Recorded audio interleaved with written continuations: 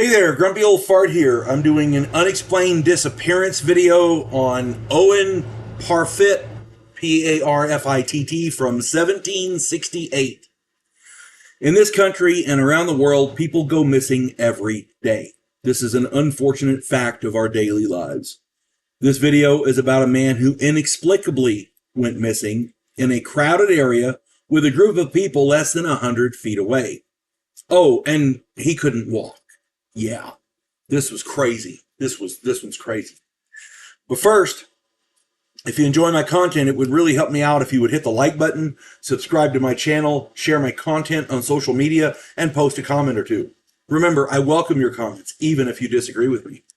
If you enjoy a good book, check out my author page on Amazon. My pen name is H.L. Anderson. You can find all of my books there.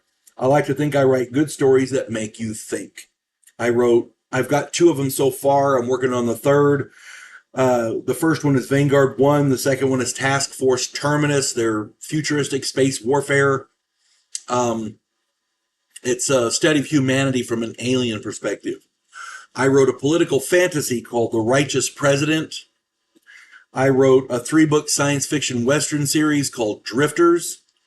And I wrote a fun story about a house in New Orleans where the monsters all hang out. It's called The House Off Farrago Road. I hope you get them and I hope you like them. Now, back to Owen Parfitt. Parfitt, P-A-R-F-I-T-T, Parfitt. Anyway, he was in his 80s. Now, I tried to do research and to find out exactly how old he was and find out exactly what the thing was.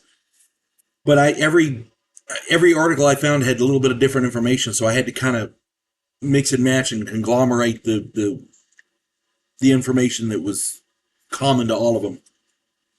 Owen Parfitt was in his 80s. Different sources gave different ages, and I couldn't find his actual birth date.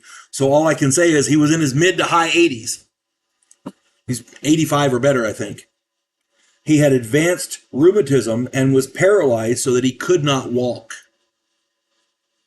Parfitt lived with his sister Mary in Shepton Mallet in Somerset County, England. She was also in her 80s. Her cottage sat on a turnpike road among lots of other cottages and was a heavily traveled area. Everyone in the area knew Mary and Owen, and they were well liked by all. Owen Parfitt was sitting on the front porch in his greatcoat, and he had a blanket over it. Okay? He liked to sit there and watch people drive by. He's in his 80s, and he can't walk. What the hell is he going to do? They didn't have no TV, 1768, right? So he's sitting there on the front porch. He's got his big, heavy greatcoat on, and he's got a blanket over him, so, A group of workers were across the road less than 100 feet away. They were working in a field. The workers could see him, and they were close enough to talk to him. A constable was walking along the turnpike, observing foot and cart traffic. It was a quiet day, and there was little traffic at all. Unusually little traffic. Owen had been on the porch for less than an hour. Mary noticed that a storm was coming in, so she went to the porch to get him. He was gone. Owen's greatcoat and the blanket were folded neatly on the chair. The workers across the road had seen nothing. The constable patrolling the turnpike had seen nothing. Mary went to the nearby cottages, but none of them knew where he was. I mean, this guy literally disappeared, and he couldn't walk. That's just crazy. Somebody had to get him. That's the prevailing thought. But nobody in the area knew where he was. Nobody had seen anybody carrying him away.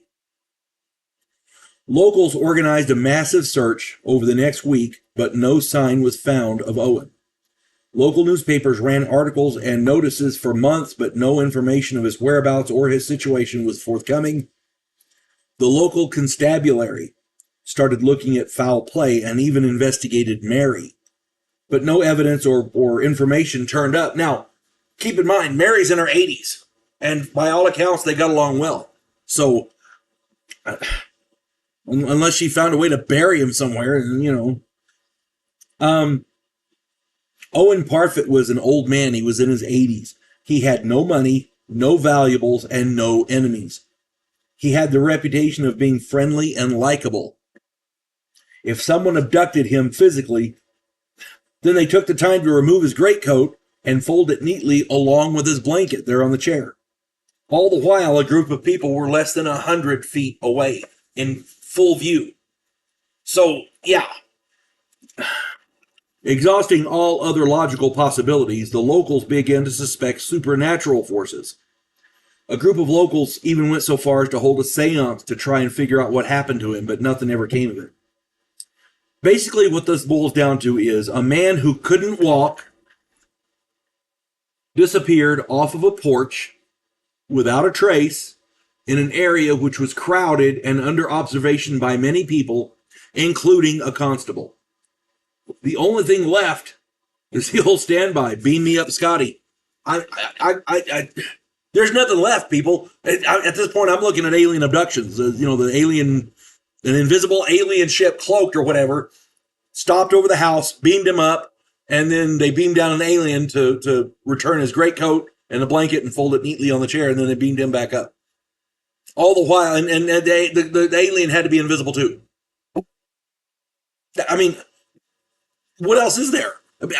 I doubt that, because the workers across the road there would have seen him. They were less than 100 feet away. None of this makes any sense. This guy literally disappeared and left his greatcoat and the blanket he was under folded neatly on the chair. That's crazy. That is absolutely crazy. If anybody has any more information or any alternate theories, stick it in the comments. I'd love to see these. Please stick them in the comments. That's just crazy. I pride myself on finding stories that are weird and really out there, because that's kind of like me. But damn, that was weird. Hope this finds everybody well. You folks have a good one. God bless one and all. Clarissa Lowe, a historian from the future. Delmore Kane, a Civil War veteran turned outlaw. This oddball pairing faces a conspiracy of epic proportions spanning the centuries.